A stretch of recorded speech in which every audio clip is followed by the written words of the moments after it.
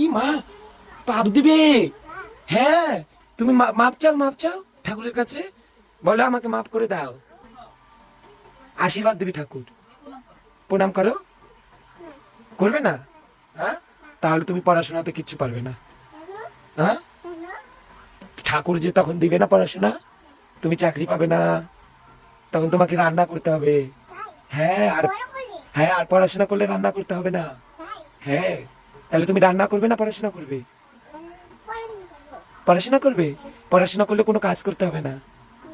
পড়াশোনা যারা করে তাদের কোনো কাজ করতে হয় না। হ্যাঁ, নাহলে তোমার এখন যাচ্ছে পড়তে। হ্যাঁ, পড়াশোনা করবে, যাও পড়ো বই নিয়ে। বই কোথায় আছে? তোমাদের বাড়িতে। তুমি কাদের বাড়ি আসছো? আমাদের বাড়ি আসছো? ও, মিঠি তো এখন আমাদের বাড়িতে আসছে না মিঠি? হ্যাঁ, তুমি তো এখন আমাদের বাড়ি আসছো। হ্যাঁ, আর আজ ঠাকুরের গানে এসে আমরা গান করবো, এখন হরে কৃষ্ণ কীর্তন করবো।